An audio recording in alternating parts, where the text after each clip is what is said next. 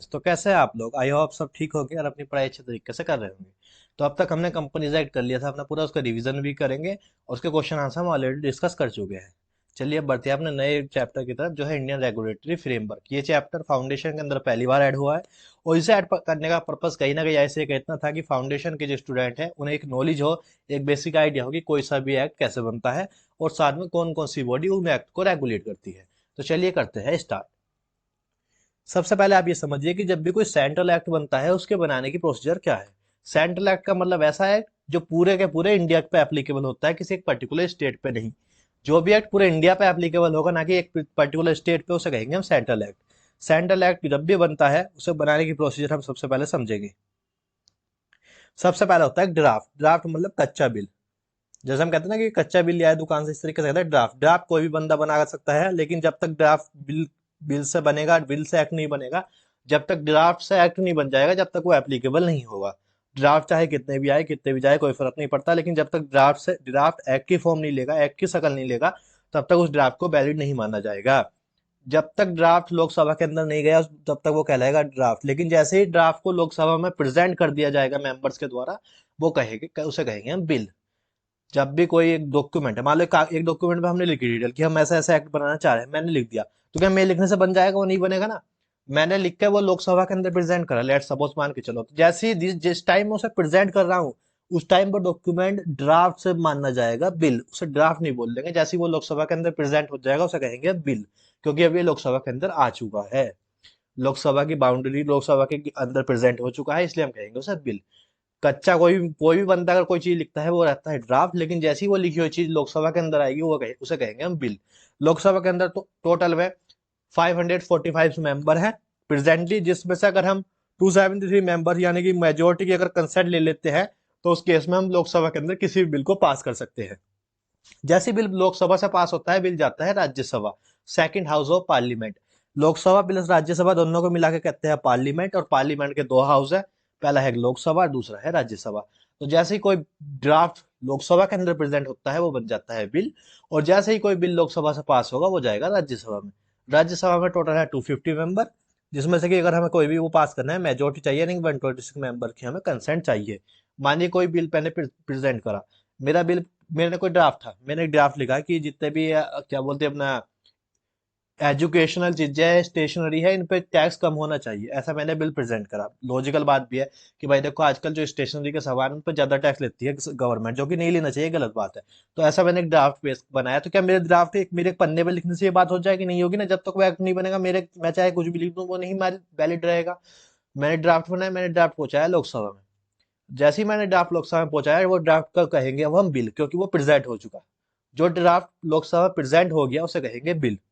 जैसे ही हमने लोकसभा में प्रेजेंट करा, 545 मेंबर से में से 127 मेंबर मेरी बात से सहमत हो गए। 127 मेंबर के सही बात है, एजुकेशन एक नेसेसरी चीज है, इस पर इतना टैक्स नहीं होना चाहिए, हम सहमत है। लोकसभा के जैसी बात मेरी बात से सहमत हुए, फिर मेरा बिल जाएगा राज्यसभा में। राज्यसभा में 250 मेंबर्स है, जिसमें से 126 की मुझे सहमति लगेगी।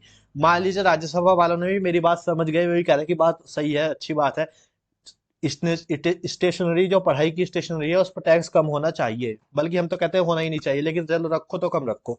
तो राज्यसभा से ही पास हो गया। अब जैसे लोकसभा राज्यसभा से पास हो गया, मीन्स पार्लियामेंट ने पास कर दिया। जैसे कोई भी बिल पार्लियामेंट पास करता है, वो उससे जाता है प्रेसिडेंट के साथ पास, ऑनरेबल प्रेसिडेंट सर के पास या मैम के पास, जैसा भी कोर्स हो। राष्ट्रपति, भारत के जो राष्ट्रपति होंगे उनके पास जाएगा, चाहे वो मेल हो या फीमेल हो, उससे फर्क नहीं पड़ता। करंटली हमारी राष्ट्रपति ऑनरेबल द्रौपदी मुर्मू मैम है, उससे कोई फर्क नहीं पड़ता। जो भी आज के टाइम पे बिल जाते हैं वो उन्हीं के पास जाते हैं फाइनल कंसेंट के लिए। जैसे ही फाइनली ऑनरेबल प्रेसिडेंट सर या मैम, जो भी एज द केस में भी, वे अपने सिग्नेचर कर देती है, वो बिल बन जाता है एक्ट। एक बार फिर बताता हूँ, सबसे पहले आता है ड्राफ्ट। मैं कुछ लिख रहा हूँ तो वो ड्राफ्ट है, मेरा लिखा हुआ कोई नहीं मानेगा। जैसे ड्राफ्ट लोकसभा के अंदर प्रेजेंट होता है वो बन जाता है बिल। बिल लोकसभा में टोटल 545 मेंबर्स है, जिसमें से 273 की कंसेंट हमको लगती है कोई भी बिल पास कराने को लोकसभा के अंदर। जैसे ही हमारा बिल लोकसभा में पास होगा, बिल जाएगा राज्यसभा में। राज्यसभा में टोटल 250 मेंबर्स है, जिनमें से 126 की हमें कंसेंट लगेगी। मान लो राज्यसभा लोकसभा दोनों हाउस से पास हो गया, तो हम कहेंगे पार्लियामेंट से बिल हो गया पास। जैसे ही बिल पार्लियामेंट से पास होगा, बिल जाएगा ऑनरेबल प्रेसिडेंट सर या मैम, एज द केस में भी उनके पास जाएगा, उनकी कंसेंट लगेगी, उनके फाइनल सिग्नेचर होंगे। प्रेसिडेंट सर ने मान लो सिग्नेचर दे दिए, तो जैसे प्रेसिडेंट सर या मैम सिग्नेचर देंगे उसके बाद माना जाएगा कि एक्ट बन चुका। लेकिन क्या बनने ऐसे मान लेने से कुछ होगा नहीं, अब हमें पब्लिक को बताना तो पड़ेगा ना, हमें सिटीजन्स को बताना तो पड़ेगा कि हम ऐसा एक्ट ला रहे हैं। मान लो कोई भी एक्ट था, सिटीजनशिप अमेंडमेंट एक्ट था, तो वो एक्ट जब बना तो वो प्रोसीजर तो उसने यही फॉलो करा, लेकिन अब जनता को बताना तो पड़ेगा ना, कि पब्लिक को बताना तो पड़ेगा कि हाँ ये एक्ट आ चुका, अब आप पे एप्लीकेबल है। तो वो एप्लीकेशन बताने के लिए हम उसको ऑफिशियल गैजेट, एक साइट है, जैसे एक अखबार होता है ऐसे एक साइट बनी हुई है गवर्नमेंट की। जब कोई एक्ट इस साइट पर आता है, मान लिया जाता है जिस दिन इस साइट पर वो एक्ट अपलोड हुआ उस दिन से वो एक्ट एप्लीकेबल हो जाता है। मानो किसी एक्ट में अगर हमें प्रेसिडेंट सर की हमें कंसेंट मिल गई थी, आप मानो 10 अप्रैल को, तो यहाँ पर अगर हमें 10 अप्रैल को उन्होंने प्रेसिडेंट मैम की सिग्नेचर मिल गए हमको, अब हमने वो ऑफिशियल गैजेट में पहुंचाया 11 तारीख को, ठीक। तो अब बताओ कौन सी डेट से एप्लीकेबल होगा वो हम लोगों पर। हम लोगों पर वो एप्लीकेबल होगा जिस दिन से वो ऑफिशियल गैजेट के अंदर आया है, ना कि उस दिन से जिस दिन प्रेसिडेंट सर ने सिग्नेचर करा है। क्योंकि ये मान लिया जाता है कि जिस दिन ऑफिशियल गैजेट में आया है उस दिन से एक्ट की नॉलेज सब पर्सन को है, जितने भी सिटीजन है सबको उसकी नॉलेज है जिस दिन से ऑफिशियल गैजेट में आया है। तो हम ये मान लेंगे कि जिस दिन से ऑफिशियल गैजेट में आया है उस दिन से आप पे एप्लीकेबल है। ऑल दो अगर मान लो कोई एक्ट कह रहा है कि मैं एप्ली आया वो ऑफिशियल गैजेट में है 11 तारीख को, लेकिन उस एक्ट के अंदर लिखा हुआ है कि एक्ट होगा एप्लीकेबल 5/5, इस डेट से होगा एप्लीकेबल ये वाला एक्ट। अगर उस एक्ट के अंदर ही लिखा हुआ है कि ये एप्लीकेबल बाद में होगा, तो फिर जो डेट उस एक्ट के अंदर मेंशन है उस डेट से होगा, ना कि ऑफिशियल गैजेट की से। समझो, फिर से बताता है। कोई एक्ट है, कोई ड्राफ्ट है, ड्राफ्ट गया लोकसभा के अंदर, जैसे ही ड्राफ्ट लोकसभा के अंदर जाता है उसे कह देते हैं हम बिल।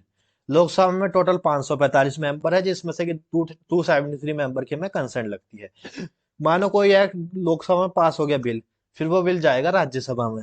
राज्यसभा में टोटल 250 मेंबर्स है, जिसमें से 126 मेंबर की हमको कंसेंट लगेगी। इन दोनों को कहते हैं parliament, house of parliament. Parliament के दो हिस्से हैं, दो पिलर है, लोकसभा और राज्यसभा। मानो दोनों से कोई बिल पास हो गया, फिर वो बिल जाएगा फाइनली सिग्नेचर के लिए किसके पास, प्रेसिडेंट सर के पास, प्रेसिडेंट ऑफ इंडिया के पास, चाहे वो सर हो या मैडम हो। प्रेसिडेंट ऑफ इंडिया जो है, जो इंडिया के राष्ट्रपति होंगे उस टाइम पे, वे करेंगे सिग्नेचर। मानो राष्ट्रपति जी ने सिग्नेचर करा 10 अप्रैल को, ठीक। 10 अप्रैल को सिग्नेचर करा, ऑफिशियल गैजेट में गया वो 11 अप्रैल को। ऑफिशियल गैजेट एक ऐसा साइट है जहां पे सारे एक्ट, जब भी नए एक्ट बनते हैं या जो भी अमेंडमेंट होती है वे पहुंच जाती है ऑफिशियल गैजेट के अंदर। ऑफिशियल गैजेट पर पहुंचने का मतलब ये है कि अब गवर्नमेंट मान लेती है कि सब सारी जनता को हमने बता दिया, तो जिस दिन से ऑफिशियल गैजेट में जाता है उस दिन से ही एप्लीकेबल हो जाता है कोई सा भी एक्ट। लेकिन अगर मान लो वो एक्ट खुद ही कह रहा है कि भाई मैं एप्लीकेबल होऊंगा किसी अलग तारीख से, मान लो ये एक्ट कह रहा है कि मैं एप्लीकेबल होऊंगा 5 मई से, 5 मई से मैं एप्लीकेबल होऊंगा, एक्ट खुद कह रहा है। अगर एक्ट के अंदर खुद ही कोई एप्लीकेशन की अलग डेट लिखी है तो फिर वो डेट वैलिड होगी, ना कि ऑफिशियल गैजेट वाली, ठीक। आई होप आप समझ गए होंगे। तो ये था हम जब सीजी का। अब सिमिलर प्रोसीजर है एसजी के भी। जब कोई केंद्र का सरकार का एक्ट बनता है तो वो इस प्रोसीजर से गुजरता है। केंद्र सरकार का एक्ट होने का मतलब ये है कि ये एक्ट पूरे के पूरे भारत पे एप्लीकेबल होता है, ना कि किसी एक स्पेसिफिक राज्य पे। लेकिन मानो कोई यूपी राज्य है, दिल्ली, या दिल्ली तो खैर केंद्र शासित प्रदेश है, लेकिन कहीं ना कहीं उसका भी ऐसा ही होता है जैसे कि राज्यों का होता है। तो जब भी कोई राज्य का एक्ट बनेगा तो वो भी कहीं ना कहीं ऐसी स्टेप से जाएगा, लेकिन बस वहां नेम चेंज हो जाते हैं। देखो, कोई ड्राफ्ट है, मान लो मैं यूपी का हूं, मैं चाह रहा हूँ कि भाई यूपी में क्या बोलते हैं हमसे अपना, यूपी में जो चाइल्ड एजुकेशन है, चाइल्ड एजुकेशन पे यूपी में फोकस जाए, तो मैं कह रहा हूँ कि चाइल्ड एजुकेशन के लिए एक एक्ट लाना चाह रहे हैं हम। तो मैंने लिख दिया, एक डॉक्यूमेंट बना लिया पूरा, 500 पन्नों का डॉक्यूमेंट बना लिया। तो क्या मेरे डॉक्यूमेंट बनाने से काम चल जाएगा? नहीं चलेगा ना, पहले उसे पास कराना पड़ेगा ना। तो जैसे ही मेरा बनाया हुआ ड्राफ्ट विधानसभा में जाएगा उसे कह देंगे बिल। देखो, जैसे हम हाँ ऊपर हमने पढ़ा था ना, लोकसभा, लोकसभा का काम करता है किसी भी राज्य में विधानसभा। और जैसा हमने पढ़ा था राज्यसभा, उसका काम करता है किसी भी राज्य में विधान परिषद, ठीक। तो जैसा हमने पढ़ा था ऊपर, लोकसभा एंड राज्यसभा में पास होना चाहिए, ऐसी स्टेट के केस में विधानसभा एंड विधान परिषद में कोई सा भी बिल पास होना चाहिए, तभी वो एक्ट बन पाएगा। और हमने ऊपर पढ़ा था कि प्रेसिडेंट की कंसेंट लगेगी, लेकिन स्टेट के केस में प्रेसिडेंट तो होता नहीं, स्टेट के केस में होता है स्टेट का गवर्नर।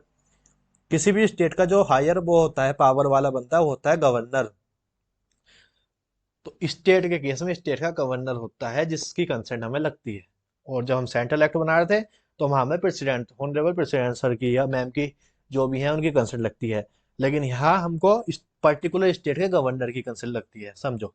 मान लो मैं यूपी का हूँ, मैं एक ड्राफ्ट बनाया कि मैंने सोच के आया कि जो भाई ये क्या बोलते हैं 20 साल से नीचे के हैं उनसे कोई काम ना कराया जाए और उन्हें एक प्रॉपर एजुकेशन दी जाए, ऐसा मैं चाह रहा हूँ। तो मैंने एक बिल प्रॉपर बना लिया, ड्राफ्ट बना लिया, ड्राफ्ट मतलब कच्चा बिल मैंने अपने डॉक्यूमेंट बना लिए 500 पेज के। क्या मेरे लिखने से मान्य हो जाएंगे? नहीं होंगे ना। वो बिल पास कराने पड़ेंगे। तो मैं गया उसे लेके विधानसभा में।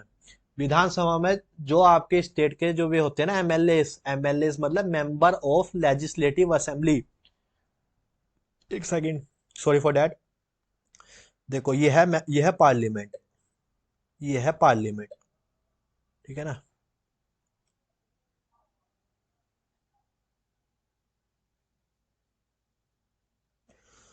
थोड़ा राइटिंग वाइटिंग आप एडजस्ट कर लेना प्लीज। ये है पार्लियामेंट, इसे कहते हैं पार्लियामेंट। तो जो हम हमारे एमपीज होते हैं वो पार्लियामेंट के अंदर बैठते हैं। यानी कि जो इलेक्शन हो रहे हैं, लोकसभा के इलेक्शन हो रहे हैं, देखो आपने सुना भी होगा नाम कि लोकसभा के इलेक्शन हो रहे हैं, मतलब क्या कि जो इलेक्शन में जीतेंगे वो लोकसभा के इन 545 की जगह जाके बैठेंगे। तो जो हमारे केंद्र के एक्ट बनेंगे उनमें उनकी भूमिका होगी। जो हमारे लोकसभा के प्रत्याशी, आप लोकसभा इलेक्शन चल रहा है, पीएम पद के लिए इलेक्शन चल रहा है, उसमें जो जीतेंगे वे हम लोकसभा के अंदर जाकर बैठेंगे। वे लोकसभा के अंदर प्रेजेंट रहेंगे, लोकसभा के मेंबर बनेंगे जो विन कर लेंगे इस इलेक्शन को।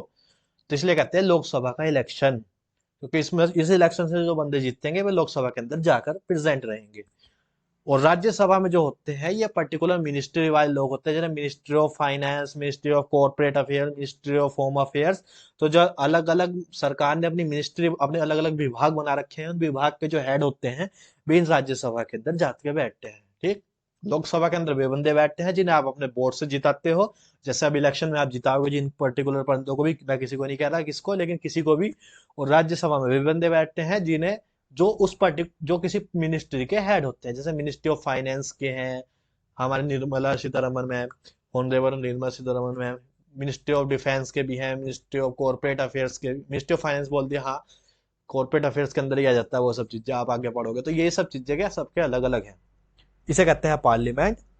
और इसे कहते हैं, जो स्टेट का होता है इसे कहते हैं स्टेट लेजिस्लेटिव, इसे कहते हैं लेजिस्लेटिव, ठीक। तो जो मेंबर लेजिस्लेटिव के अंदर रहेंगे उसे कहेंगे मेंबर ऑफ लेजिस्लेटिव असेंबली, यानी कि एमएलए। जो आपकी स्टेट के एमएलए होते हैं। लेकिन जो आपके पार्लियामेंट में बैठते हैं उन्हें कहते हैं एमपीज, मेंबर ऑफ पार्लियामेंट। एक सेकंड, एमपीज मिसिंग है, आप समझ लेना। एमपीज होते हैं यहाँ, मेंबर ऑफ पार्लियामेंट, क्योंकि ये हम लोकसभा इलेक्शन के थ्रू इन्हें कहते हैं ये एमपीज।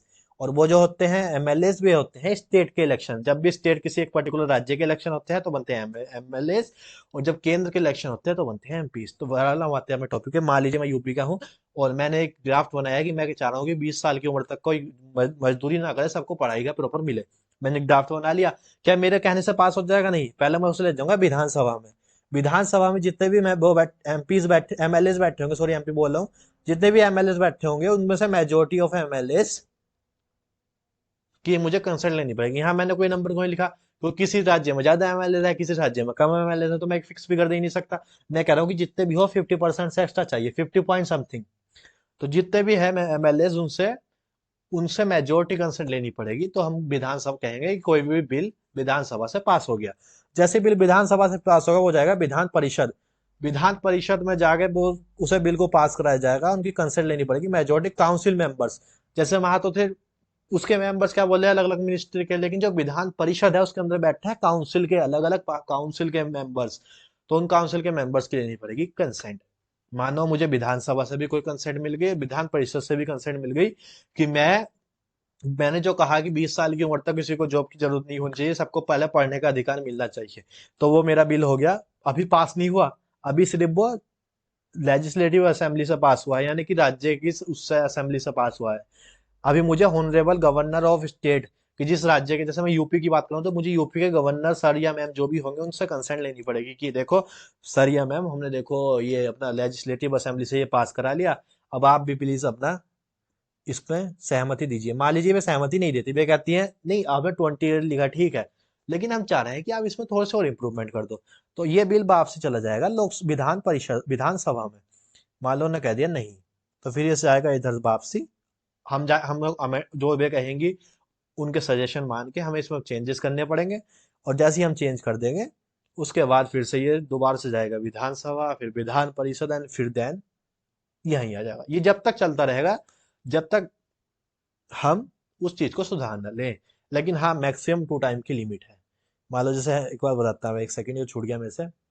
मानो कोई एक्ट हमारा सेंट्रल एक्ट है, वो लोकसभा गया, फिर राज्यसभा गया, फिर प्रेसिडेंट सर की हमने सिग्नेचर को गई, लेकिन प्रेसिडेंट मैम ने कहा कि हाँ आपका वो ठीक है, मैं मान रही हूँ, लेकिन मैं चाहती हूँ इसमें ये अमेंडमेंट, इसमें ये आप थोड़ी सी और चीजें सुधार लीजिए।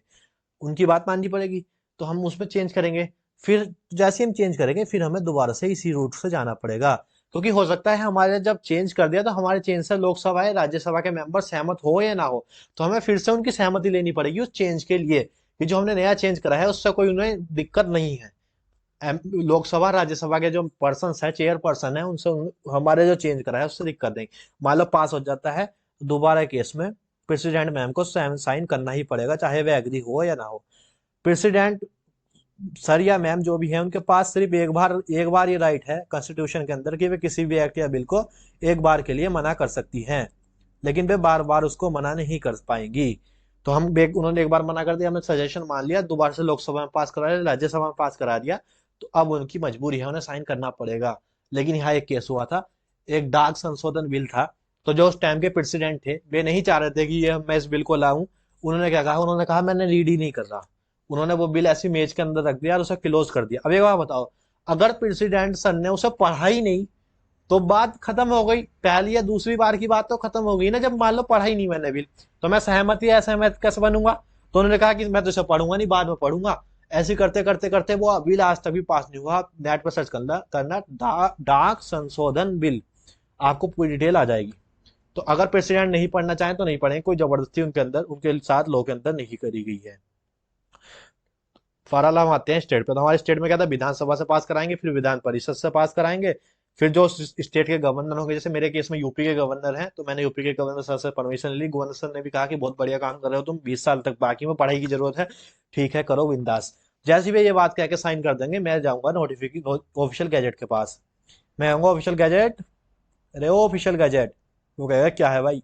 मैं कहूंगा देखो ऑफिशियल गैजेट हमको मिल चुकी है परमिशन, अब तुम इसे अपनी साइट पर अपलोड कर दो कि जो यूपी वाले बंदे हैं उनके ऊपर ये एक्ट एप्लीकेबल है। आपको यूपी में 20 साल तक किसी से कोई जबरदस्ती मजदूरी नहीं करा सकता, उस बंदे को पहले पढ़ाई का पूरा पूरा चांस मिलेगा। तो ऐसे बनते हैं स्टेट और ऐसे बनते हैं सेंट्रल, में बता चुका। ठीक, अब एक बार बताओ, क्या हर एक एक्ट सेंट्रल पास कर सकता है, हर एक एक्ट पास स्टेट पास कर सकता है?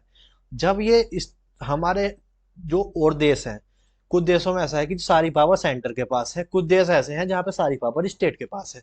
हम जो बनाया, हमने हमारा कॉन्स्टिट्यूशन बना, हमारे कॉन्स्टिट्यूशन में ये था कि हम मीडियम रखते हैं, ना तो सारी पावर स्टेट को देते हैं ना सारी पावर सेंटर को देते हैं, जो कि एक लॉजिकल चीज थी। इतना बड़ा लोकतंत्र बनाना था हमको, इसलिए हमने क्या करा, हमने इस पावर्स को डिवाइड कर दिया कि भाई कुछ केस पे सेंट्रल एक्ट बना सकता है और कुछ टॉपिक्स पे स्टेट एक्ट बना सकता है, जो कि लॉजिकल चीज है। सॉरी। तो हम क्या करेंगे, हम सबसे पहले पढ़ लेते हैं कौन कौन सी चीज में सेंट्रल एक्ट बना सकता है, कौन कौन सी चीज में स्टेट। सारे नहीं पढ़ेंगे, सिर्फ कुछ पढ़ेंगे ताकि हमें अंडरस्टैंडिंग मिल सके कि हाँ इन चीजों पर सेंट्रल ही बना सकता है और इन चीजों पर स्टेट ही बना सकता है। ठीक है ना, पढ़ते हैं। तो 7 शेड्यूल जो है हमारे कॉन्स्टिट्यूशन का, हमारे संविधान का जो 7वां शेड्यूल है, वो इस बारे में बताता है, उसने पावर डिस्ट्रीब्यूट करी है यूनियन की और स्टेट की, यानी कि सेंट्रल गवर्नमेंट और स्टेट गवर्नमेंट की जो पावर है वो हमारे संविधान के 7वें शेड्यूल के अंदर विभाजित करी गई है, बांटी गई है। जो कि बांटना जरूरी भी था। अगर हम सारी पावर सेंटर को दे देते तो वो स्टेट की नहीं सुनता, और अगर हम सारी पावर स्टेट को दे देते तो वो सेंटर की नहीं सुनता। बल्कि कोऑर्डिनेशन होना दोनों गवर्नमेंट में जरूरी है, तभी ये लोकतंत्र चल पाएगा। इसलिए 7 शेड्यूल में कुछ पावर को तोड़ दिया गया। पावर को तोड़ा गया 3 लिस्ट में। 3 लिस्ट में तोड़ने का मतलब ये था कि एक लिस्ट जो थी उस पर सिर्फ केंद्र सरकार एक्ट बना सकती है, एक लिस्ट पर सिर्फ राज्य सरकार एक्ट बना सकती है, और एक तीसरी लिस्ट डाली गई बैलेंसिंग फिगर के लिए कि मान लो कोई चीज ऐसी है जो ना केंद्र सरकार के लिए कोई जरूरी है ना इसके राज्य के, ये दोनों के लिए जरूरी है। ये दोनों के लिए जरूरी है, मान के चलो कोई चीज ऐसी है जिसमें जो केंद्र सरकार के लिए भी जरूरी है, राज्य सरकार के लिए भी जरूरी है, उसे डालिए कौन करंट लिस्ट में। कौन करंट लिस्ट में डालने का मतलब ये है कि जो टॉपिक कॉन्करेंट लिस्ट के अंदर है उन पर केंद्र सरकार भी चाहे तो वो भी कानून बना सकती है, राज्य सरकार तो चाहे वो भी कानून बना सकती है। अगर केंद्र सरकार ने कोई कानून बनाया है और राज्य सरकार ने भी उसके बारे में कोई कानून कहा गया है, तो केंद्र सरकार वाले कानून को ओवरराइड कर दिया जाएगा, केंद्र सरकार वाला कानून बड़ा माना जाएगा, राज्य वाले कानून को छोड़ दिया जाएगा। मानो यूपी का है, यूपी में कोई ऐसा टॉपिक है जो कॉन्करेंट लिस्ट के अंदर है, एक मिनट में आपको दिखा देता हूँ कॉन्करेंट लिस्ट भी। कॉन्करेंट लिस्ट, एक सेकेंड, आई नहीं क्या, कॉन्करेंट लिस्ट, ठीक है ना। कॉन्करेंट लिस्ट में है, मान लो इलेक्ट्रिसिटी, इलेक्ट्रिसिटी कॉन्करेंट लिस्ट का पार्ट है। इलेक्ट्रिसिटी के बारे में चाहे तो केंद्र सरकार भी कानून बना दे, चाहे तो राज्य सरकार भी कानून बना दे। राज्य सरकार, यूपी की सरकार कह रही है कि हम इलेक्ट्रिसिटी पर किलोवाट देंगे, पर किलोवाट हावर्स होती है इसकी यूनिट इलेक्ट्रिसिटी की, पर किलोवाट हावर हम देंगे 10 रुपए में। केंद्र सरकार बिल लाई है, केंद्र सरकार ने कहा कि नहीं 10 रुपए बहुत एक्स्ट्रा है, हम नहीं मान रहे। सेंट्रल गवर्नमेंट ने कही हम सिर्फ कहेंगे 7 रुपीज में लाएंगे। तो अब बताओ, अब राज्य की मानोगे या केंद्र की? ऑल दो हम यूपी के अंदर है, लेकिन अगर कोई चीज ऐसी है जो दोनों के लिए लिस्ट कॉमन है, उस पर सेंट्रल गवर्नमेंट एक्ट ला चुकी है, तो फिर सेंट्रल वाले एक्ट को प्रायोरिटी देंगे, ना कि स्टेट वाले को। तो फिर हमसे स्टेट उतना नहीं चार्ज कर सकती, स्टेट फिर हमसे 7 रुपए चार्ज कर पाएगी। ये होता है कॉन्करेंट लिस्ट का मतलब। तो हम पढ़ रहे थे यहाँ तक, तो 3 लिस्ट में तोड़ा गया, तोड़ना जरूरी था। अगर सारी पावर स्टेट को देते तो फिर स्टेट हावी हो जाती, सेंट्रल की नहीं मानती, और सारी पावर अगर सेंटर को ही दे देते तो फिर स्टेट की नहीं सुनी जाती। इसलिए हमने पावर को तोड़ दिया। तो 2 लिस्ट तो हमने बनाई अपनी मर्जी से, और ये तीसरी लिस्ट हमारी बनी बैलेंसिंग फिगर। ये तो हमारी मर्जी से थी, लेकिन ये वाली लिस्ट जो बनी ये बैलेंसिंग फिगर बनी, जैसे जैसे नए नए टॉपिक आते रहे और हमको लगता रहा कि ये ना स्टेट के अंदर आने चाहिए ना सेंट्रल के अंदर आने चाहिए, तो हमने बैलेंसिंग फिगर में डाल दिए। ठीक, चलिए पढ़ते हैं कुछ चीजें। स्टेट जो यूनियन लिस्ट है, यानी कि जो सेंट्रल गवर्नमेंट जिन टॉपिक पे बना सकती है, ऐसे 98 टॉपिक, 98 सब्जेक्ट मैटर दे रखे हैं। मतलब 98 ऐसे टॉपिक है जिनके ऊपर केंद्र सरकार, सेंट्रल गवर्नमेंट कोई भी एक्ट ला सकती है। सब चीज लॉजिकल होगी, आप समझना। डिफेंस, डिफेंस देखो एक क्रूशियल मैटर है, इस पर केंद्र सरकार की वो होनी चाहिए, राज्य सरकार की नहीं होनी चाहिए। क्योंकि हम अगर मान लो लेट सपोज, जब जे एन के हमारी स्थिति पहले सही नहीं थी, आर्टिकल 370 से पहले जे एन के की स्थिति ठीक नहीं थी, तो अगर हम डिफेंस को जे एन के हाथ में डाल देते, वहां के पॉलिटिशियन के हाथ में डाल देते, तो शायद नहीं हो पाता कुछ।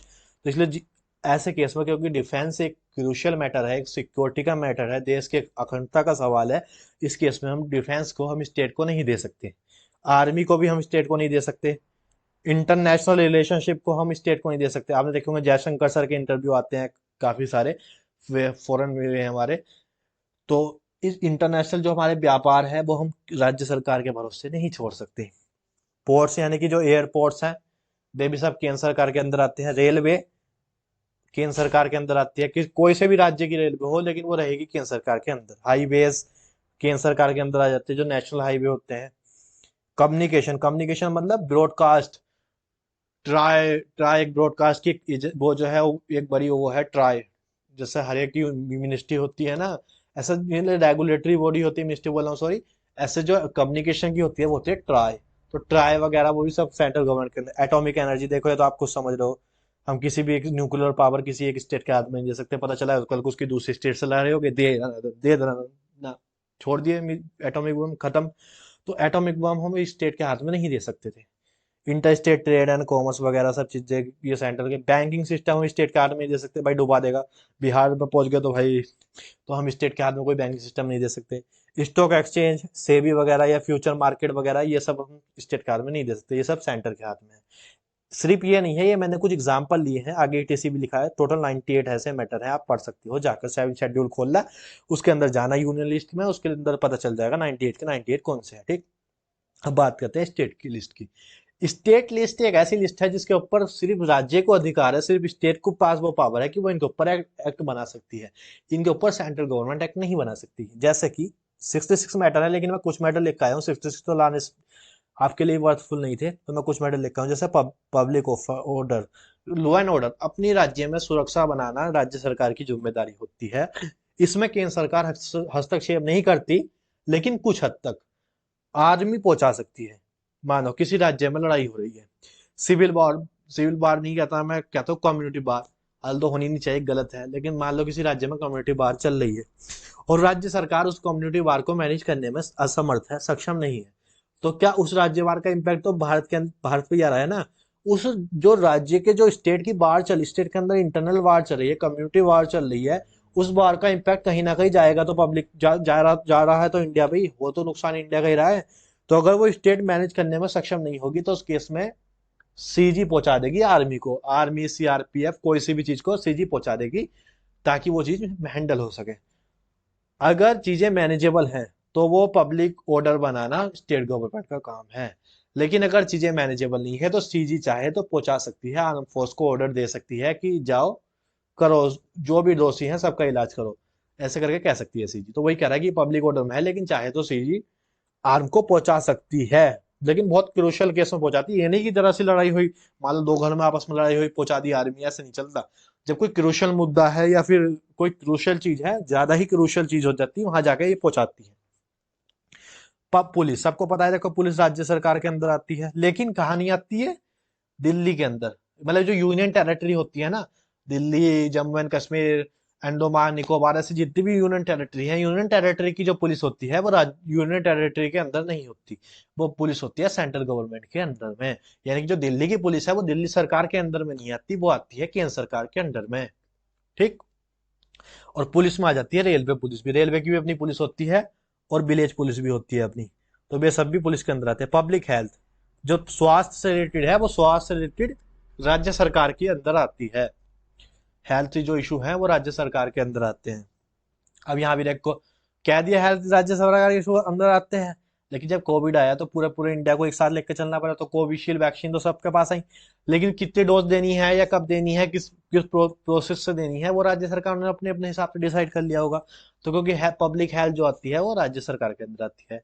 Relief for disaster and unemployment, disaster आ गया, कोई बहती आ गई, कोई बाढ़ आ गई, आंधी तूफान आ गया, तो उसमें राज्य सरकार कहती है ना कि मैं राज्य सरकार हूं, मैं पर जो भी बंदे का लॉस हुआ है, जान या माल का नुकसान हुआ है, उसकी उसके परिवार परिजनों को 50 50 लाख या 10 लाख जो भी अमाउंट देना चाहे वो अमाउंट देगी। तो ये कौन देती है, राज्य सरकारें देती हैं। देखो एग्रीकल्चर, ये बहुत इंपॉर्टेंट मुद्दा था, एक सेकंड में से हाईलाइट कर देता हूँ। देखो ये है एग्रीकल्चर, ठीक। एग्रीकल्चर स्टेट लिस्ट के अंदर है, यानी कि जो एग्रीकल्चर से रिलेटेड कानून बनेंगे, जो खेती बाड़ी से मिलते जुलते कानून बनेंगे, खेती बाड़ी के कानून बनेंगे, जो एग्रीकल्चर के लॉस बनेंगे, वो बनते हैं स्टेट के अंदर, यानी कि उन लॉस को बनाती है स्टेट गवर्नमेंट। ठीक। अब आ जाओ कॉनकरेंट लिस्ट में, एक मिनट को। कॉनकरेंट लिस्ट वो थी जिसके अंदर दोनों बना सकते थे। कॉनकरेंट लिस्ट में देखो ये क्या लिखा है, फॉरेस्ट। फॉरेस्ट माने जंगल। ऑल्दो एग्रीकल्चर एंड फॉरेस्ट में फर्क है, हमें पता है फर्क है, लेकिन जब अपना वो आया था, क्या बोलते हैं अपना फार्मर्स का एक्ट जो आया था, वो जिसके ऊपर क्या बोलते हैं अपना, ऑल काफी स्टेट में था, लेकिन जो मेजोरिटी था वो पंजाब में था। पंजाब के जो किसान थे वे ये बात को कह रहे थे कि देखो हम तुम्हारी बात से सहमत नहीं है, तो केंद्र सरकार ने बाद में वो एक्ट अपना वापसी कर लिया था, जो आया था एक फार्मर्स बिल। तो फार्मर बिल को वापसी कर लिया था केंद्र सरकार ने। लेकिन फार्मर बिल जब आया था तो जब ये डिबेट चली थी कि केंद्र सरकार के पास तो अधिकार ही नहीं, क्योंकि एग्रीकल्चर से रिलेटेड तो स्टेट सरकार के, पंजाब सरकार ही कर सकती। केंद्र सरकार ने क्या कहा, तो केंद्र सरकार ने कहा था कि फॉरेस्ट है, फॉरेस्ट में अंदर ही एग्रीकल्चर आते हैं, जब फॉरेस्ट के अंदर ही एग्रीकल्चर आते हैं तो हमारे पास अधिकार है, ऐसा कहा था केंद्र सरकार ने। इसके ऊपर जो भी डिबेट चली हम उसमें नहीं जाना, अच्छा बुरा हमें कुछ नहीं पता, हम क्योंकि हम पढ़ते हैं, हमें जानकारी नहीं करता इन चीजों की। लेकिन मैं बता रहा हूँ आपको कि देखो दोनों जगह लिखा हुआ है, यहाँ एग्रीकल्चर लिखा हुआ है, यहाँ फॉरेस्ट, और कहीं ना कहीं एग्रीकल्चर भी फॉरेस्ट के अंदर ही आता है। तो इस वजह से कर दिया था कि जो बिल आया था, वो जो किसान बिल आया था वो ले आई थी सीजी, लेकिन किसानों को वो सही नहीं लगा, जो भी उनकी पर्सनल राय हो, उन्होंने उस हिसाब से उसका विरोध करा, और विरोध करने के बाद सरकार ने वो बिल वापस ले लिया। ठीक। वाटर सप्लाई की, अगर पानी की सप्लाई का वगैरह कोई चीज है तो वो राज्य सरकार कराएगी। जो ट्यूबवेल्स वगैरह होती है, जो पानी का वाटर मैनेजमेंट होता है, वो सब कराती है राज्य सरकारें। मार्केट एंड फिल्स, मतलब जो बाजार उजार लग रहे हैं या फिर मेले वगैरह लग रहे हैं, महोत्सव हो रहे हैं, वो महोत्सव भी कराएगी राज्य सरकार की जिम्मेदारी। बैटिंग एंड गैम्बलिंग से रिलेटेड, मान लो कोई राज्य सरकार, कोई यूपी की राज्य सरकार कहे कि हमारे अंदर, हमारी यूपी के अंदर कोई नहीं चलेगा, कोई वो नहीं चलेगी बैटिंग गैम्बलिंग, कोई सी ऐप नहीं चलेगी, कोई सी साइट नहीं चलनी, हमें कुछ नहीं कराना, ये जनता को हमें, सॉरी, ये जनता को हमें नहीं कराना, तो वो चाहे तो कर सकती है राज्य सरकार, उसके पास अधिकार राज्य सरकार का है। आज से कोई नहीं, कोई सी भी ऐप नहीं चलेगी, और कोई भी जो गैम्बलिंग करता हुआ पकड़ा गया उसे 10 साल की जेल। तो सरकार क्या कर सकती है, बिल्कुल हाँ कर सकती है, सरकार, राज्य सरकार के पास ये अधिकार है। कौन कौन लिस्ट गई थी, जहाँ पे दोनों लॉ बना सकते हैं। क्रिमिनल लॉ राज्य सरकार भी बना देती है, केंद्र सरकार भी बना देती है। Prevention and detection of resource connecting to the public office of order. तो प्रिवेंशन एंड डिटेक्शन, जो राज्य के वे हैं रिसोर्सेज हैं, जो राज्य के रिसोर्सेज संसाधन है, उन संसाधनों की रक्षा करना कहीं ना कहीं राज्य सरकार का काम है। लेकिन अगर उनका लॉस हो रहा है तो लॉस तो ओवरऑल भारत को ही हो रहा है ना। मान लो कल को मैं नहीं कह रहा कि ऐसा हो, लेकिन जैसे अगर किसी स्टेट के अंदर वॉर चली, स्टेट के अंदर लड़ाई चली आपस में, या फिर कहें तो किसी स्टेट के अंदर आपसी कुछ धार्मिक चीजों पे, या फिर कहें तो कम्युनिटी वॉर हो, इसे कहते हैं कम्युनिटी वॉर। तो कम्युनिटी वॉर में तोड़ फोड़ होती है जनरली। तो कम्युनिटी वॉर में क्या आप सोचो स्टेट का ही नुकसान है? नहीं, ओवरऑल इंडिया का ही लॉस है ना। तो वही कह रहा है कि चाहे तो सीजी भी कहे कि देखो ये ओवरऑल इंडिया का लॉस है, तो हम इसी वजह से सीजी पहुंचा देती है एयरफोर्स, क्योंकि एयरफोर्स बोला हूँ सॉरी, आर्मी वगैरह को सीजी पहुंचा देती है स्टेट के अंदर, जिससे कम्युनिटी वार ना हो और लॉस ज्यादा से कम लॉस हो स्टेट का, क्योंकि स्टेट का कम से कम लॉस होना मतलब कहीं ना कहीं इंडिया का ही कम से कम लॉस होना है। इकोनॉमिकल प्लानिंग कर सकती है और सोशल प्लानिंग भी। सोशल प्लानिंग के अंदर इस टाइम बहुत क्रूशल मुद्दे चलते हैं कि क्या बोलते हैं अपना, फैमिली प्लानिंग भी सोशल प्लानिंग के अंदर ही आ जाता है। तो कुछ राज्य सरकारों ने अपने लॉ ला चुकी है इंडिविजुअल, कि हमारे राज्य में इतने मैक्सिमम चाइल्ड वगैरह की चलती है। आसाम वगैरह मैंने सुना था, एग्जैक्टली तो पता नहीं आया है कि नहीं वो, लेकिन आसाम में मैंने सुना था कि आसाम सरकार ऐसा कुछ लाने वाली है। तो हाँ, लाना चाहे तो ला सकती है, क्योंकि वो कॉन्करेंट लिस्ट का पार्ट है। चाहे तो सीजी या चाहे तो स्टेट गवर्नमेंट ला सकती है ऐसा कोई बिल कि हाँ मैक्सिमम इतने चाइल्ड होंगे। हाल तो देखो आजकल इतनी मर्जी, इतनी हम आगे बढ़ चुके हैं, हमें खुद ही बिना लोग ही समझना चाहिए कि भाई देखो कंट्री के रिसोर्स लिमिटेड है, लेकिन वो अपनी सबकी पर्सनल राय है, सबकी अपनी पर्सनल चॉइस है, और सबकी अपनी पर्सनल समझ है। उसमें मैं किसी को कुछ नहीं कह रहा, लेकिन मेरा मतलब सिर्फ इतना है कि हाँ, राज्य सरकार या केंद्र सरकार चाहे तो इस पर लिमिट लगा सकती है, क्योंकि वो कॉन्करेंट लिस्ट के अंदर भी आ जाते हैं सोशल प्लानिंग, और फैमिली प्लानिंग भी सोशल प्लानिंग का पार्ट है। चलिए पढ़ते हैं अब अपने यहाँ। यहाँ तक तो मैंने एक्स्ट्रा ले आया ताकि आपको समझ में आए कि ओवरऑल कहना क्या चाह रहे हैं। अब पढ़ते हैं अपने, यहाँ से हमारा मॉड्यूल कहता है, मॉड्यूल कह रहा है, पढ़ते हैं। Law is a set of obligation. Law एक सेट है ऑब्लिगेशन। ऑब्लिगेशन मतलब जिम्मेदारी, और जिम्मेदारी का, रिस्पॉन्सिबिलिटी का एक सेट, मतलब एक कॉम्बिनेशन। हाँ, मान लो लोग अंदर ने कुछ, लोग ने कुछ कहा, तो लोग क्या कहेगा कि आपकी ये जिम्मेदारी है, नागरिक की ये जिम्मेदारी है, ऐसा कहेगा लो। तो वो कहता है जिम्मेदारी का, ड्यूटीज किसकी रहेगी? ड्यूटीज रहेगी ऑफिसर की। जिम्मेदारियों का, ड्यूटीज जो है, मतलब जो ऑब्लिगेशंस हैं, ड्यूटीज हैं, उनका एक कॉम्बिनेशन होता है, एक सेट होता है। By government for securing welfare and providing justice to society. Society को सुरक्षा प्रदान करने के लिए और सोसाइटी को न्याय प्रदान करने के लिए कोई भी लॉ बनता है। किसी भी लॉ बनाने का सिंपल पर्पज इतना होता है कि वो सोसाइटी को सुरक्षा प्रदान करे, या फिर सोसाइटी की वेलफेयर करे, सोसाइटी का विकास करे।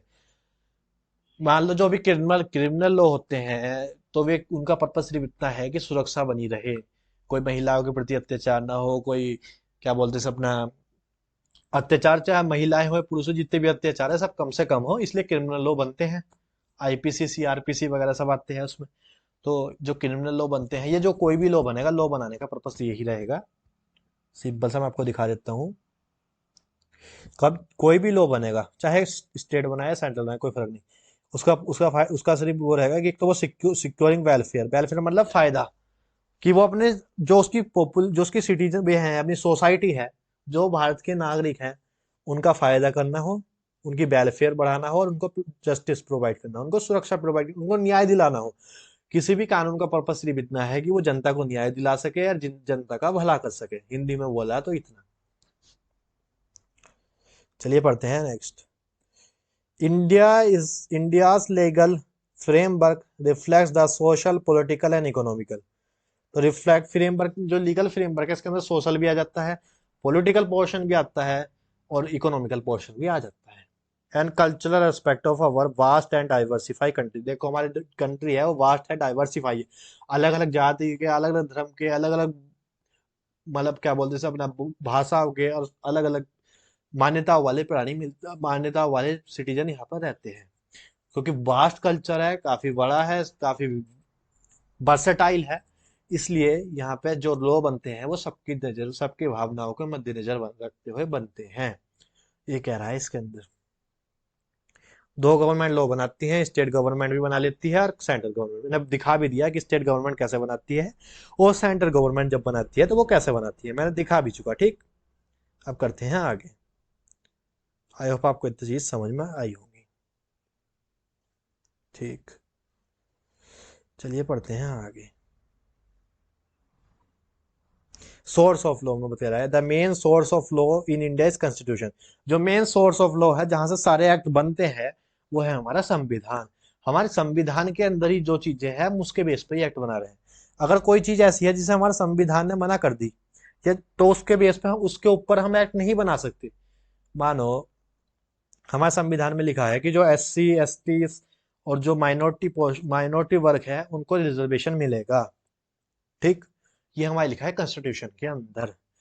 मैं नहीं कह रहा, लेकिन अगर कोई राज्य सरकार करके जिनको नासमझी से या फिर कहें तो कम एजुकेशन या कम नॉलेज होने के कारण अगर कल को ये कहने लगे कि नहीं हम इस चीज को नहीं मानते, तो ऐसा नहीं हो सकता। उस राज्य सरकार को ये चीज माननी ही पड़ेगी कि ST SC और ST वगैरह जो है, उनको रिजर्वेशन है तो है, और होना भी चाहिए था, क्योंकि वे बेचारे काफी सालों से उनको उतनी फैसिलिटी नहीं मिल पाई थी। इंडिपेंडेंस के बाद से उन्हें इतनी फैसिलिटी नहीं मिल पाई थी, इसलिए उनके लिए रिजर्वेशन करा गया था, जो कि करना एक लॉजिकल चीज थी, अच्छी चीज थी, बढ़िया चीज थी। इसलिए कह रहे हैं कि अगर मान लो कोई कॉन्स्टिट्यूशन में चीज लिखी है, कोई भी आप एक्ट, मान लो कॉन्स्टिट्यूशन में कोई चीज लिखी है, आप ये कर रहे हो, ये सब जो हमने ऊपर पढ़ा था ना, ये कर रहे हो, ये सब कोई फायदा नहीं से करने का। कोई चीज कॉन्स्टिट्यूशन में लिखी है, आप उसको ओवरराइड नहीं कर सकते। संविधान में लिखी हुई चीज कभी नहीं मतलब कभी संविधान की लिखी हुई चीज को हम किसी एक्ट या लॉ के अंदर से ओवरराइड नहीं कर सकते। जो चीज कॉन्स्टिट्यूशन के अंदर लिखी है, वो कभी भी ओवरराइड नहीं होगी। ये कहना चाह रहा है ये। ठीक, कॉन्स्टिट्यूशन में रिजर्वेशन है तो है। कोई से भी स्टेट या सेंट्रल गवर्नमेंट कभी भी कोई एक्ट लाके उस रिजर्वेशन पे कोई इफेक्ट नहीं ला सकती, और लाना भी नहीं चाहिए, गलत बात होगी। संविधान के अंदर लिखा है तो कोई सोच समझ के ही लिखा गया था। स्टेट और laws made by parliament and state assembly, the judgement decision of various court in some custom and trade. Constitution तो मेन हो क्या? कॉन्स्टिट्यूशन तो एक मेन संविधान है। देखो समझो, ये कह रहा है कि लोग, हम जो जब कहते हैं ना लो, ये हम जब कहेंगे कि जो कानून है, कानून के अंदर क्या क्या आता है? कानून के अंदर सबसे पहले तो हमारे भारत का संविधान आता है, वो हमारा मेन कानून है। संविधान तो भाई मेन है ना, तो वो पहले संविधान आ गया। उसके बाद जो राज्य सरकार ने उसके बेस पे कुछ एक्ट बनाए भी आ गए, केंद्र सरकार ने अपने एक्ट बनाए भी आ गए। ठीक, एक्ट आ गए, एक्ट आ गए, कॉन्स्टिट्यूशन आ गया, एक्ट आ गए। और एक्ट के बाद आते हैं हमारे केस में जो कोर्ट के डिसीजन होते हैं। सुप्रीम कोर्ट का डिसीजन जो होता है, वो ऐसा ही माना जाता है जैसे कि कानून है। जो सुप्रीम कोर्ट कह देते हैं, वो चीज पूरे भारत पे लागू हो जाती है, पूरे भारत पे ऐसे ही मान्य हो जाती है जैसे कि एक एक्ट पास करके मान्य होती है। समझो ये क्या कह रहा है यार, कंफ्यूजन ना रहे तुमको कहीं बस। एक सेकेंड।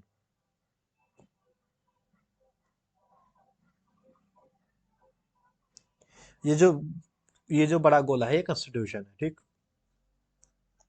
ये है हमारा कॉन्स्टिट्यूशन। कॉन्स्टिट्यूशन मैं शॉर्ट में लिख रहा हूँ, आप ये मान लो।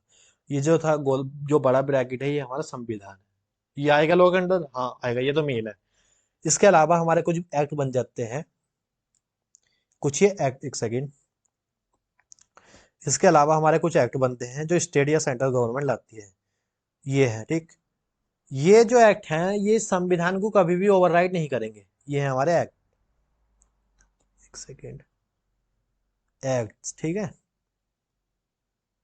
ये है हमारे एक्ट्स।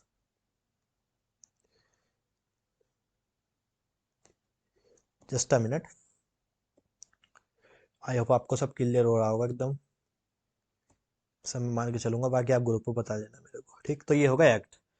कॉन्स्टिट्यूशन मेन हो गया, कुछ एक्ट बनाएंगी राज्य और केंद्र सरकारें मिलकर। और एक चीज होती है डिसीजन, जजमेंट ऑफ कोर्ट। जो हमारे सुप्रीम कोर्ट वगैरह जजमेंट देते हैं, उनको भी कहीं ना कहीं ऐसा ट्रीट करा जाता है कि ये भी लॉ बन गई, ये भी एक्ट है, ये भी अब सब पे एप्लीकेबल है, जो चीज सुप्रीम कोर्ट के जस्टिस कह देते हैं। ठीक, तीसरा हो गया judgement by judgement of supreme court, या फिर कहूँ जजमेंट ऑफ कोर्ट। एक सेकंड, ये हो क्या रहा है भाई? हाँ, एक है जजमेंट, जजमेंट्स ऑफ कोर्ट, यानी कोर्ट के कुछ डिसीजंस वगैरह में उन्होंने कुछ बात कह दी, तो वो भी अब पूरे भारत पे लागू हो जाती है। उस जैसे सिमिलर केस में उस बात को महत्व दिया जाएगा। तो जो हमारा लॉ है, जिसे हम कहते हैं ना मेन लॉ, मेन लॉ के अंदर ये तीनों चीजें आ जाती हैं। कॉन्स्टिट्यूशन भी आ जाता है, एक्ट जो सीजी एसजी ने पास करे हैं वे भी आ जाते हैं, और जो हमारे रेस्पेक्टिव लॉज में जजेस ने जजमेंट दी है वो जजमेंट भी हमारे लॉ का ही पार्ट बन जाता है। तो ये जो हमारा पूरा ब्रैकेट है अब मैं बनाने वाला हूँ, इसे कहेंगे हम पूरा अपना लॉ, अपना कानून। तो हमारे कानून के अंदर ये चीजें आती हैं। आती तो और भी चीजें हैं लेकिन आपके लिए ये पार्ट पहले। और वो भी एक्ट के अंदर रेगू वो होती है ना अपना, क्या बोलते हैं सब ना, नोटिफिकेशन, सर्कुलेशन, रूल्स। लेकिन वो आपको जाने की जरूरत नहीं, वो आपको इंटर में जाना है उसमें भी जाइए मत। ये भी एक्ट के अंदर ही आते हैं, ये एक्ट के अंदर और पार्ट हो जाते हैं, रूल्स वगैरह, नोटिफिकेशन, सर्कुलेशन देती हैं अलग अलग टाइम। ये बन गया हमारा पूरा जो बना है ये ब्रैकेट, इसे कहेंगे हम इस ब्रैकेट को अपने लो, यानी कानून। तो कानून के अंदर ये तीनों चीजें आ जाती है। ठीक, एक सेकेंड।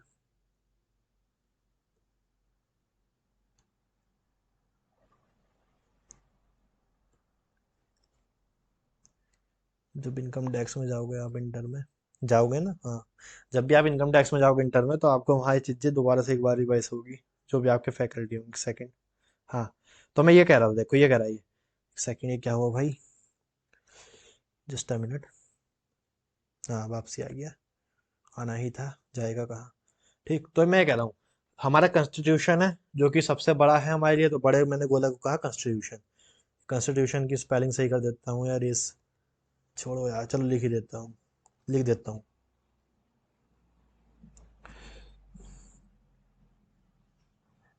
इसमें लिख देता हूँ ना।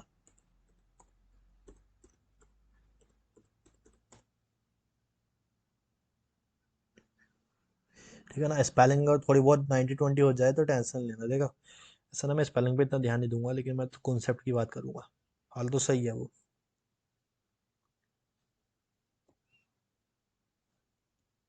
ठीक है ना, तो हमारा कॉन्स्टिट्यूशन आ गया, कॉन्स्टिट्यूशन एक मेन हो गया लॉ के अंदर।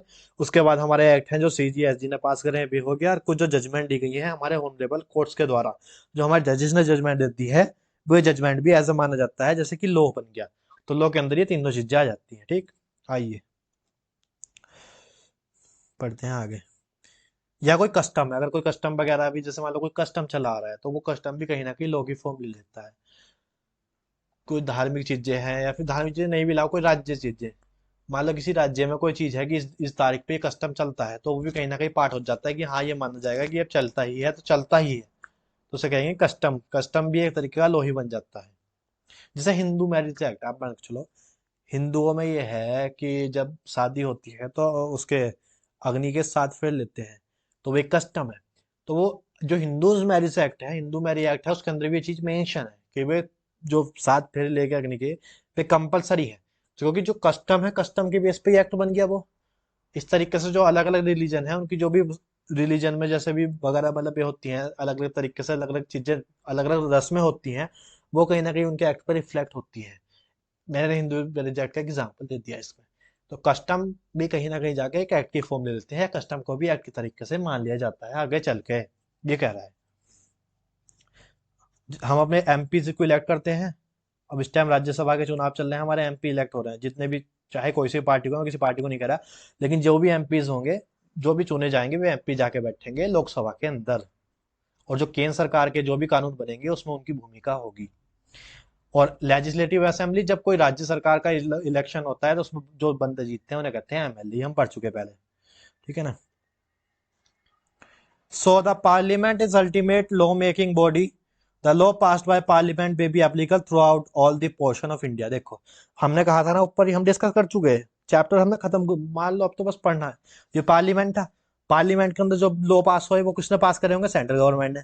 और हम कह चुके हैं सेंट्रल गवर्नमेंट जो पास करेगी, जो सेंट्रल लॉ होंगे पूरे भारत को एप्लीकेबल होंगे, कोई राज्य कोई वो मना नहीं कर सकता उस पर, सब पूरे भारत पास होंगे। मान लो ना कल को कहा कि हम, कल को केंद्र सरकार कहती है, कल को केंद्र सरकार ही बोल लूंगा मैं, नॉट किसी पर्सन को नहीं कह रहा, कल को केंद्र सरकार ने कोई बिल पास कर दिया, जैसा कि अभी बिल पास हुआ है, मैं एग्जांपल देता हूँ ना। अभी कुछ टाइम पहले सिटीजनशिप अमेंडमेंट एक्ट पास हुआ है, नागरिकता संशोधन बिल पास हो चुका है अब। उसके तहत ये है कि जो इंडिया के बाहर के बंदे हैं, पर्टिकुलर कुछ बंदों, कुछ कम्युनिटी के बेस पे बंदों को छोड़ के उन बंदों को अपनी सिटीजनशिप प्रूव करनी पड़ेगी कि वे 2013 जना कोई एक ईयर है, 2000 समथिंग है, मुझे एग्जैक्ट याद नहीं आ रहा, 13 जना 18 ऐसी 18 है शायद से। तो उससे पहले वे आए हैं, ऐसा उन्हें प्रूव करना पड़ेगा। तो ये जो एक्ट है, सिटीजनशिप अमेंडमेंट एक्ट है, ये एक्ट पूरे के पूरे भारत पे लागू हो चुका। अब कोई राज्य सरकार ये कहना चाहे कि नहीं नहीं मैं नहीं मानूंगी, मान लो बंगाल है या उड़ीसा है या छत्तीसगढ़ है, यूपी है या बिहार है, कोई सा भी राज्य है, वो राज्य की सरकार अगर ये कहना चाहे कि हम सीए को नहीं मानते, मानना पड़ेगा भाई। तुम्हारे ना मानने से क्या होगा? सेंट्रल एक्ट है, वो सेंट्रल गवर्नमेंट ने पास करा है, इस तरीके से पास हुआ, इस प्रोसीजर से पास हो गया, तो अब तो वो तुमको मानना पड़ेगा। भारत के सभी राज्यों को, सभी राज्य केंद्र शासित प्रदेश को, सबको मानना पड़ेगा। जो केंद्र सरकार ने एक्ट ला चुकी, उसे कोई राज्य नकार नहीं सकता। लेकिन हाँ, अगर कोई एक्ट किसी एक राज्य ने बनाया है तो वो सिर्फ उस राज्य की सीमाओं तक वैलिड है। दूसरा राज्य चाहे तो माने, चाहे तो ना माने। ठीक, वो कह रहा है whereas the law passed by the state legislation apply to within the boundaries of the state council। जैसे कोई यूपी में एक्ट पास होगा, तो वो यूपी की जो असेंबली में एक्ट पास हुआ है, यानी कि जो यूपी की इस प्रोसीजर से एक्ट पास हुआ है, इस वाली से, वो सिर्फ यूपी में ही एप्लीकेबल होगा, बाकी राज्यों में एप्लीकेबल नहीं होता। लेकिन जो केंद्र सरकार का पास करा गया है एक्ट है, जिसे केंद्र सरकार ने पास करा है, वो पूरे के पूरे भारत पे एप्लीकेबल है। कोई राज्य सरकार मना करना चाहे तो नहीं कर सकती, वो सबके ऊपर एप्लीकेबल हो जाता है। सेकेंड, चलिए पढ़ते हैं आगे। तो हम यहाँ तक आ गए। एग्जाम्पल देता हूँ मैं, इनकम इनकम टैक्स लॉ सुना होगा आपने, जिसके अंदर इनकम टैक्स, देखो मैं देता लॉ के अंदर ना, एक्ट तो आता ही है, एक्ट के अलावा सर्कुलेशन आते हैं जो टाइम टाइम पे अथॉरिटी इशू करती है, नोटिफिकेशन भी आते हैं, और रूल्स भी आते हैं। रूल्स बनाने का पर्पज ये है कि जो एक्ट है, एक्ट को हम बदलाव नहीं कर सकते जल्दी से। मान लो हमें कोई चीज बदलाव करना है, तो हमें एक बहुत ही कॉम्प्लिकेटेड प्रोसेस है, ये वाली प्रोसेस है, इसके थ्रू गुजरना पड़ता है, बहुत टाइम जाता है, इसमें बहुत दिक्कत आ रही है।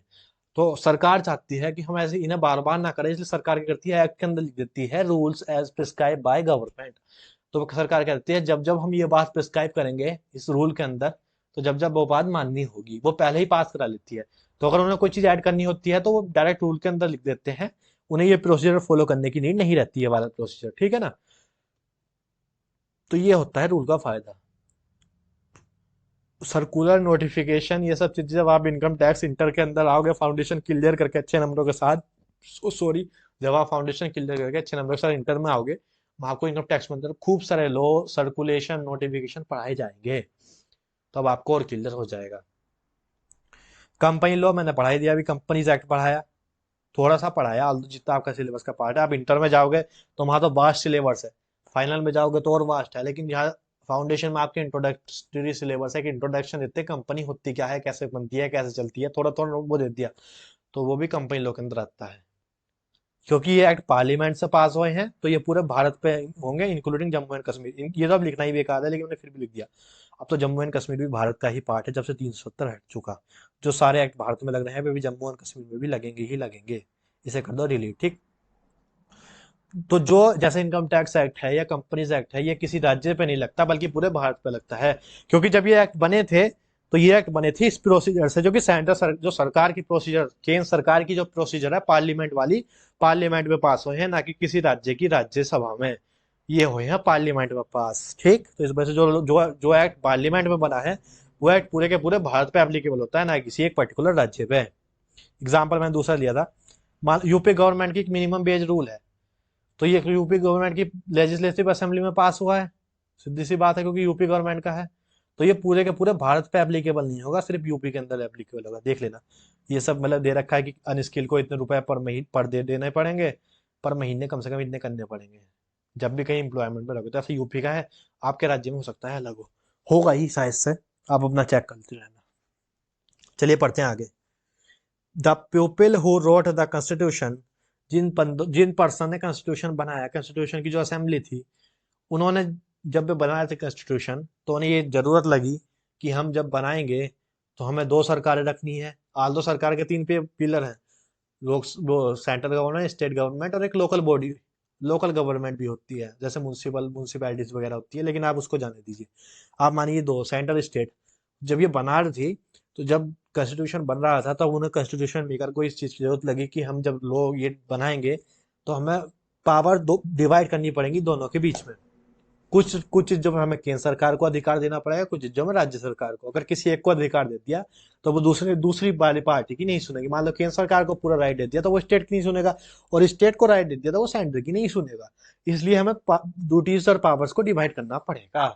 तो वो डिवाइड करता है, लिस्ट मैंने ऊपर दिखा दी, state central list, state list और ज्वाइंट लिस्ट को ही हम कहते हैं कॉन करंट, क्योंकि यहाँ दोनों बनाते हैं इसलिए इसे ज्वाइंट भी कह देते हैं और कॉन करंट भी कहते हैं। ठीक, डिपेंडिंग ऑन द लिस्ट आप उसी हिसाब से अपना लॉ बना सकते हो। स्टेट लिस्ट वाले पे स्टेट गवर्नमेंट ही लॉ बना सकती है, सेंट्रल वाले पे सेंट्रल ही। लेकिन जो कॉन्करेंट लिस्ट में है यानी कि जो ज्वाइंट लिस्ट में है उस पर दोनों लॉ बना सकते हैं, चाहे स्टेट हो चाहे सीजी हो। When a law is proposed in parliament is called bill. जैसे ही कोई ड्राफ्ट पार्लियामेंट के अंदर जाता है, नहीं जैसे ही कोई ड्राफ्ट लोकसभा के अंदर जाता है उसे कह देते हैं bill. After discussion and debates later pass in Lok Sabha. जैसे वो लोकसभा से पास होगा वो जाएगा राज्यसभा में, देन पास इन राज्यसभा। उसके बाद प्रेसिडेंट ऑफ इंडिया की लगेगी एसेंट, यानी कि उनके साइन होंगे। जैसे ही उनके साइन होंगे वो बन जाएगा एक्ट, और उस एक्ट को हम ऑफिशियल गैजेट के अंदर नोटिफाई कर देंगे, जिससे आम जनता को यानी कि सिटीजन को पता चल सके कि ऐसा कोई एक्ट उनके ऊपर एप्लीकेबल हुआ है। वो पता जब भी चलता है जब ऑफिशियल गैजेट में नोटिफिकेशन आता है।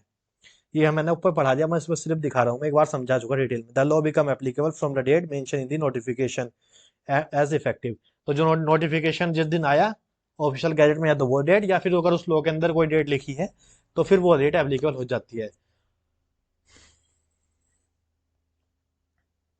जैसे ही नोटिफिकेशन आएगा एक्ट बन जाएगा पक्का। ये है देखो लोकसभा, तस्वीर भी देख लो, और ये है हमारी राज्यसभा। ठीक, टाइप्स ऑफ लॉ। भारत में किन किन तरीके के कानून पाए जाते हैं? कानून अलग अलग तरीके के होते हैं। हमें लगता है अब आप अगर अभी तक आपको जानकारी नहीं तो आपको लगता होगा सारे कानून एक है, लेकिन कानून एक जैसे नहीं होते, सब कानून अलग अलग होते हैं। कुछ कानूनों में तो हम सख्त सजा देते हैं, 10 साल की सजा, 20 साल की सजा, उम्र कैद, और पहले फांसी भी चलती थी। कुछ कानून में अब भी हो जाती है, जैसे क्रूशियल मैटर हो तो।